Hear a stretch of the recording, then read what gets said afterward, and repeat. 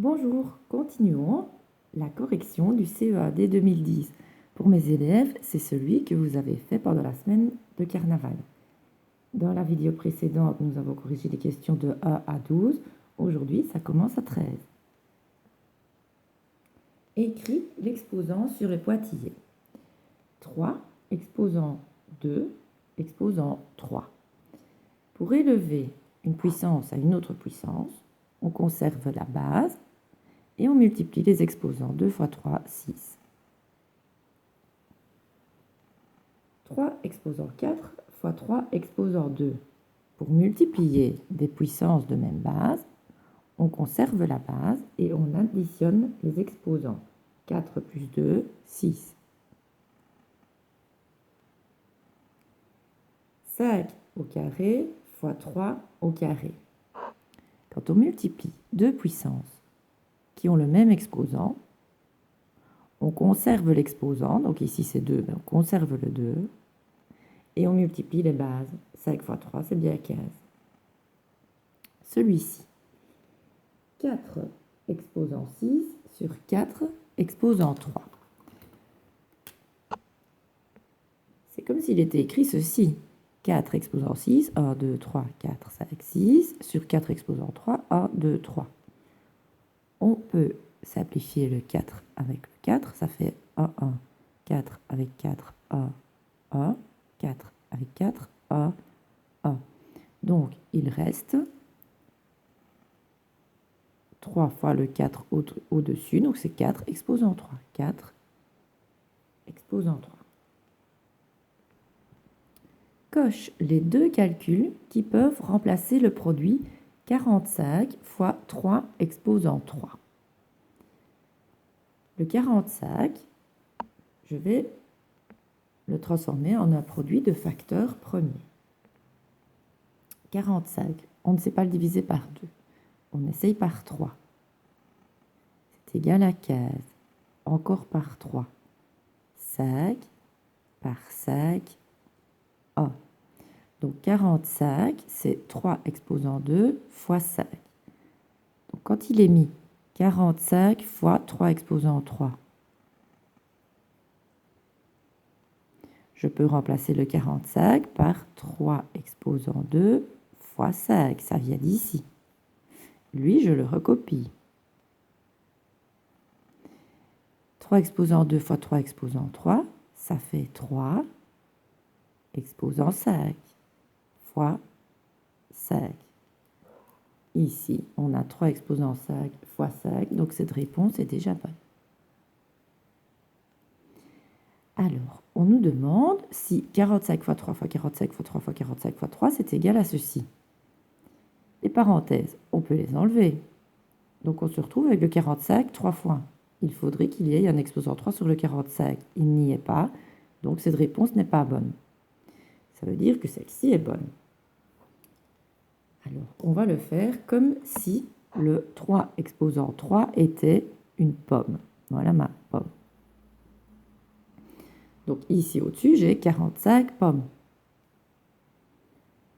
Ça, 3 exposant 3, c'est la pomme, et là, c'est la pomme. Donc, est-ce que 45 pommes, c'est pareil que 40 pommes plus 5 pommes? Oui. Donc, voilà le deuxième.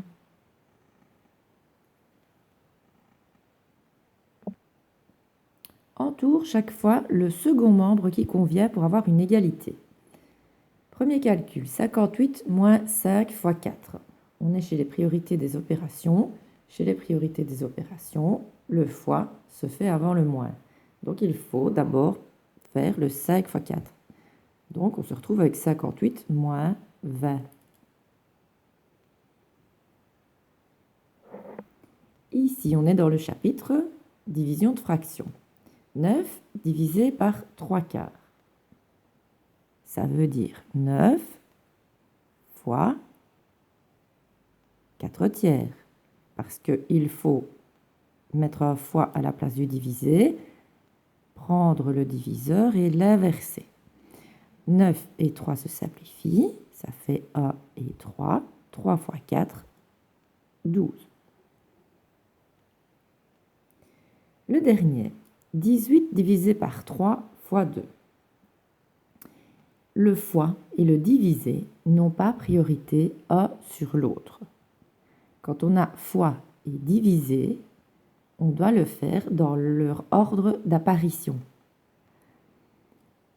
Les élèves que le professeur leur a dit le mot PEMDAS, je ne le dis jamais moi, il ne faut pas croire que la multiplication se fait avant la division. Votre professeur aura entouré MD pour dire que ça se fait en même temps et AS pour dire que ça se fait en même temps. Donc, on ne fait pas le fois avant le divisé, ni le divisé avant le fois, on fait dans l'ordre que ça arrive. Ici, dans l'ordre, c'est d'abord 18 divisé par 3. 18 divisé par 3, c'est 6, et puis après, on fait le fois 2.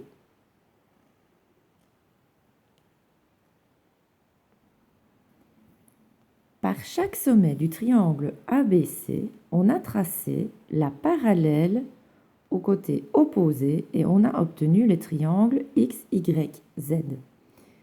C'est important parce que ça nous dit déjà que cette droite-ci est parallèle à celle-ci. Cette droite-là est parallèle à celle-là. Cette droite-là est parallèle à celle-là. Détermine sans utiliser l'instrument de mesure l'amplitude des angles A, BA et X marqués sur le dessin. L'amplitude de l'angle A. L'angle A, il est ici. Alors, on voit que l'angle A fait partie du triangle ABC.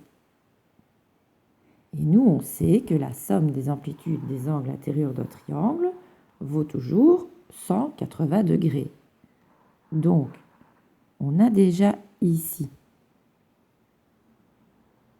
60 degrés et 40 degrés. 60 plus 40, c'est 100.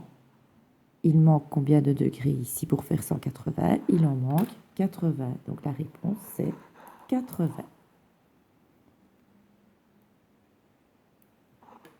Donc, quand on a une réponse, on la note sur le dessin. Donc là, on a 80 degrés. Alors, l'amplitude de l'angle B1. Le B1 est ici. Le B1, il est formé par la droite ZB et le côté BC. Le B1, il peut se mettre ici dans les deux parallèles coupés par la séquente. On va le tracer en bleu. Voilà notre ruisseau. Donc, on voit cet angle B1 et on voit le C ici qui mesure 60 degrés. Le C de 60 degrés a la même amplitude que le B1, donc c'est 60 degrés. Et si on nous demande pourquoi, parce que ce sont des angles alternes, internes. Pourquoi internes? Parce qu'ils sont tous les deux à l'intérieur de l'eau, et alternes parce qu'ils sont d'un côté et de l'autre de la séquente.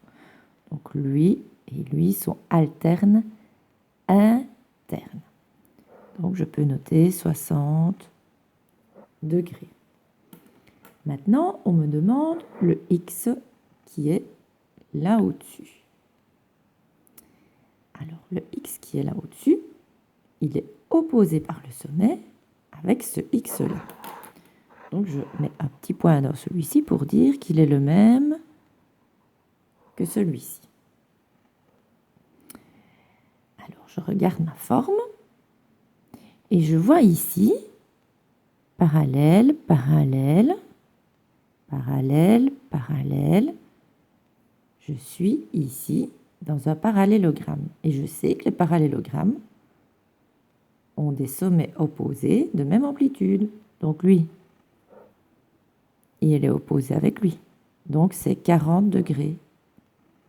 Si celui-ci mesure 40 degrés, celui-ci qui est opposé par le sommet avec celui-ci mesure aussi 40 degrés.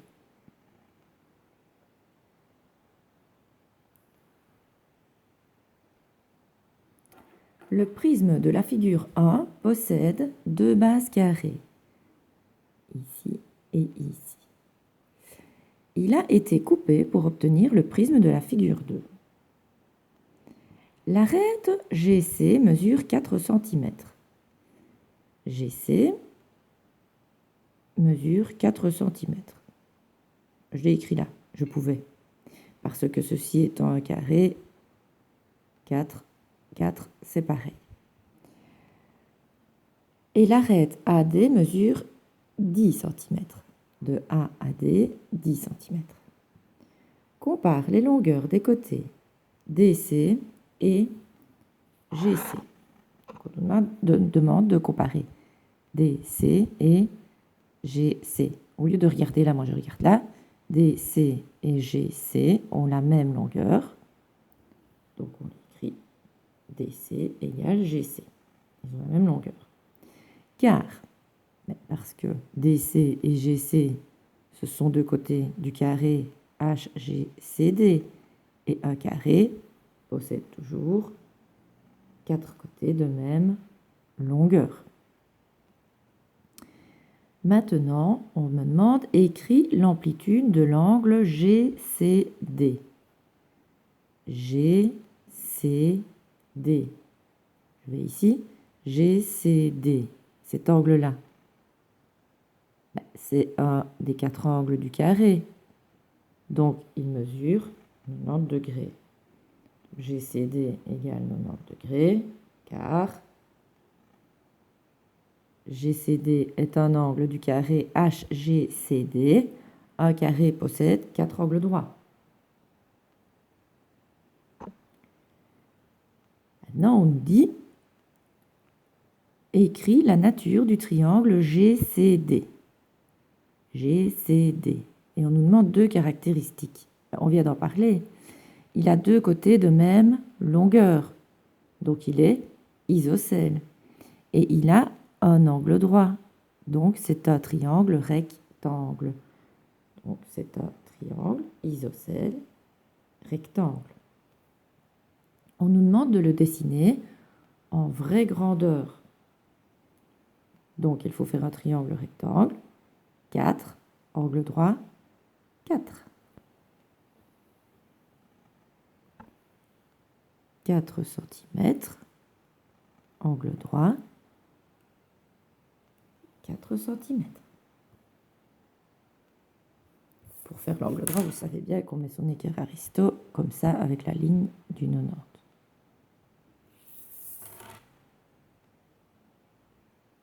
Cet exercice-ci, on l'a déjà résolu dans nos 12 feuilles de révision. Donc, quelle figure correspond au programme de construction suivant?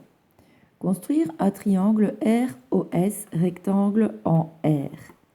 Quand on regarde, ils sont tous les 4 ROS rectangle en R, donc la première ligne ne nous avance pas. Construire la droite D2 parallèle à la droite OS passant par le point R. D2 parallèle à OS passant par le point R, c'est bon. D2 parallèle à OS passant par le point R, c'est bon. D2 parallèle à OS passant par le point R, c'est bon. D2 parallèle à OS, c'est pas bon. Donc ce n'est pas celui-ci. Construire la droite DA médiatrice du segment RO. La médiatrice, c'est la droite qui passe par le milieu de RO et qui lui est perpendiculaire. Donc DA doit passer par le milieu de RO et être perpendiculaire à RO. DA passe pas par le milieu de RO. DA passe par le milieu de RO et lui est perpendiculaire, c'est bon. DA passe par le milieu de RO et est perpendiculaire, c'est bon. Donc on hésite toujours sur ces deux-là. Il ne nous reste plus que place E, le point d'intersection des droites DA et D2. Si on l'écrivait mathématiquement, ce serait DA inter D2 égale E.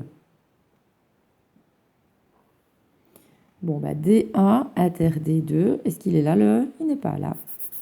Ce n'est pas bon. DA inter D2, E, c'est celui-là. Donc, c'est la figure numéro 3. des petits calculs de fractions.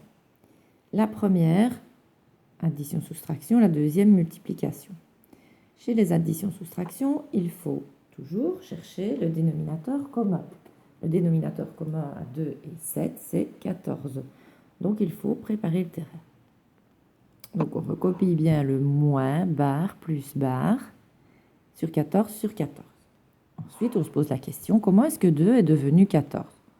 En lui faisant x 7. Donc, 1 fois 7, 7. Comment est-ce que 7 est devenu 14 ? En lui faisant x 2. 3 fois 2, 6. Égal. Alors, la réponse, elle est sur 14. Il faut compter moins 7 plus 6. Ça fait moins 1. Il faut regarder si on sait simplifier. On ne saurait pas simplifier parce qu'on a 1 au numérateur, donc c'est fini. Le deuxième, on est chez les fois. On compte le nombre de signes moins. Il y en a 2, donc c'est plus. On n'est pas obligé d'écrire le plus. Je l'ai écrit pour ne pas mettre un moins après moi. Alors, on cherche à simplifier. Le 3 veut bien se simplifier avec le 9. Ils se divisent tous les deux par 3. 3 divisé par 3. 9 divisé par 3. 3. 3 divisé par 3. 1. Le 2 et le 4. 2 divisé par 2. 1. 4 divisé par 2. 2. Pour écrire la réponse finale, on fait 1 fois 1, c'est 1. Sur 2 fois 3, c'est 6. Voilà. Alors, calcul en écrivant toutes les étapes. On a d'abord 7 exposant 2. 7 exposant 2, c'est 7 fois 7, c'est 49. Moins 1 exposant 3, c'est 1 fois 1 fois 1, donc c'est 1. 49 moins 1, 48. Le suivant, moins 2 exposant 3. Le moins reste parce que exposant 3 est un exposant impair. 2 exposant 3, c'est 2 fois 2, 4 fois 2, 8. Fois. Le moins exposant 2, il part parce que 2, c'est pair. 3 exposant 2, c'est 3 fois 3, 9. On est chez les fois. Moins, il n'y en a qu'un, donc c'est moins. 8 fois 9, 72. La question 21. Écris le nombre que n représente. On nous donne une fraction. On nous dit 9 divisé par quelque chose est égal à 9. C'est 9 divisé par 1 qui est égal à 9. Ici, on nous dit quelque chose divisé par 2 est égal à 0. Pour que ça fasse 0, il faut que le n ce soit 0. 0 divisé par n'importe quoi, ça fera 0. Quand je dis 0 divisé par n'importe quoi, on peut le diviser par tout ce qu'on veut, sauf par 0, vu qu'il est interdit de diviser par 0. Mais 0 peut se faire diviser par tout ce qu'on veut. Le 0 peut être le dividende, mais le 0 ne peut pas être le diviseur. Les petites équations. La première, c'est un 2, puis rien du tout, puis des parenthèses. Donc ça veut dire 2 fois les parenthèses, donc c'est une distributivité. La deuxième, on a juste des x de chaque côté, il va falloir les ranger. La troisième, c'est une équation fractionnaire, il va falloir trouver un dénominateur commun. On commence par la première. On distribue le 2. Donc ça fait 2 fois x, 2x, 2 fois 3 plus 6 est égal à moins 8. On laisse l'égal à sa place. Les deux x restent dans leur membre, le moins 8 reste dans son membre, le plus 6 déménage, donc devient moins 6. 2x reste là, moins 8, moins 6, ça fait moins 14. X reste là, moins 14 reste là. Le fois 2 devient divisé par 2. Attention, pas divisé par moins 2. Le signe plus 2 reste plus 2. C'est le fois qui est devenu divisé. X est donc égal à moins 7. Solution égale moins 7. Deuxième équation. On laisse le x à sa place et on va ranger tous les... C'est le égal qu'on laisse à sa place. Et on va ranger tous les x à droite ou à gauche. J'ai envie de les mettre ici. Donc le 4x, il est chez lui, il ne lui arrive rien, il se recopie. Le plus 17x, quand il arrive ici, il devient moins 17x. Le 15, il reste chez lui. Le moins 11 qui vient, il devient plus 11. Donc on a 4 moins 17, ça fait moins 13. 15 plus 11, ça fait 26. Le x reste là, le 26 aussi. Le fois devient divisé et le moins 13 reste moins 13. C'est le même principe qu'ici. Ici, le plus 2 est resté plus 2. Ici, le moins 13 est resté moins 13. Donc, x est égal à moins 2, solution égale moins 2.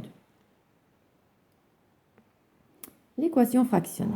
2 tiers de x, c'est comme s'il était mis 2x sur 3. Le petit a, pour le moment, il est sur 1. Le petit 3, il est sur a. Il faut mettre tout le monde au même dénominateur, donc on va mettre tout le monde sur 3. Donc le 2x sur 3, il ne lui arrive rien du tout, il est déjà sur 3 dès le départ. Moins 1 sur a. Pour que le a devienne 3, on lui a fait x3, donc au-dessus, on fait x3. Égal. Pour que le a devienne 3, on lui a fait x3. 3 fois 3, 9. Quand on a tout le monde sur 3 chez les équations, pas chez les calculs normaux, chez les équations, qu'est-ce que j'appelle calculs normaux? Ceux-ci.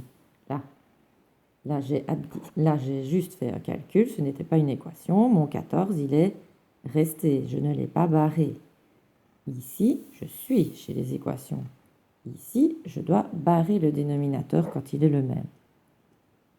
Voilà. Donc me voici face à une équation tout à fait classique. Je laisse mon 2x chez lui, le égal, le 9 chez lui. Le moins 3 qui déménage devient plus 3, donc 2x est égal à 12. X égale à 12 sur 2. Donc, x égale à 6. Solution est égale à 6. On doit entourer l'équation qui représente la situation si x représente ce nombre. Alors, de quoi on parle de ceci? Un nombre. On nous a dit que le nombre, c'est x. Donc, un nombre, c'est x. Est égal. Est égal. Donc, un nombre, c'est x. Est égal, c'est est égal à son triple. Le triple de qui? Son. Le triple du nombre. Le triple du nombre, ça s'écrit 3x. Diminuer, c'est le signe moins, de 19. Donc, il ne faut pas confondre le triple avec le tiers ou avec le cube. Le triple, c'est 3 fois. Le tiers, ce serait un tiers. Le cube, ce serait exposant 3. Donc, on nous demande s'il y a celle-ci quelque part ici. Ben oui, c'est celle-là. Donc, on l'entoure.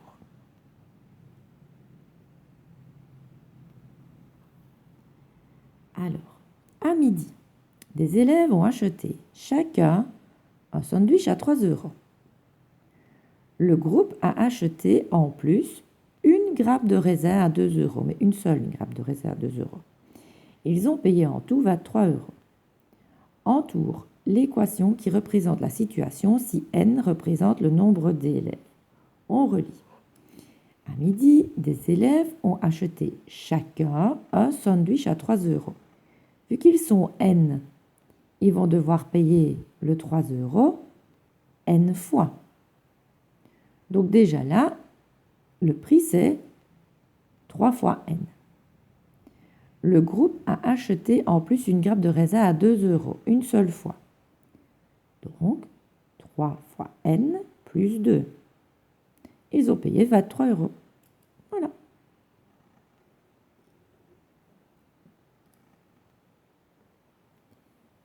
DEF est un triangle rectangle en D. Déjà, si on nous dit qu'il est rectangle en D, ben ici, on écrit 90 degrés. L'amplitude de l'angle E, lui, vaut l'amplitude de l'angle F, c'est X, augmenté de 24. Ça veut dire que lui, il mesure X plus 24 degrés. Détermine l'amplitude des angles E et F. Écris les étapes de ton raisonnement et tous tes calculs. Je considère que ceci, c'est mon choix de l'inconnu, parce que ici, j'ai X, là, j'ai X plus 24. Je dois créer une équation moi-même, donc faire une mise en équation. On ne me l'a pas dit dans l'énoncé, mais on le sait tous, la somme des amplitudes des angles intérieurs d'un triangle vaut toujours 180 degrés. Donc on va écrire que X plus 90 plus X plus 24 est égal à 180 degrés. Voilà, c'est une équation. On va laisser les X de leur côté. Donc, X, il est là, plus X égale 180 degrés, il reste chez lui. Le plus 90 qui déménage devient moins 90, le plus 24 qui déménage devient moins 24. Ensuite, on calcule, X plus X, c'est égal à 2X. Et 180 moins 90 moins 24, c'est égal à 66. Donc, X est égal à 66 divisé par 2. X est égal à 33. Le X est égal à 33. Le X, c'est celui-là. C'est F. Donc, on sait maintenant que le F a une amplitude de 33 degrés. Et le E, on nous a dit dans l'énoncé qu'il mesurait 24 degrés de plus que lui. Si lui, c'est 33 degrés, celui-ci, c'est 33 plus 24, c'est 57 degrés.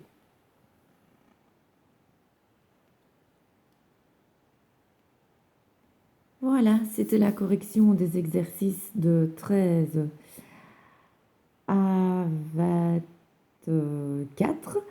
On va continuer, évidemment. Il reste le troisième tiers. Corrigez bien, repassez la vidéo plusieurs fois si vous n'avez pas compris ou posez-moi des questions. Et courage, à demain!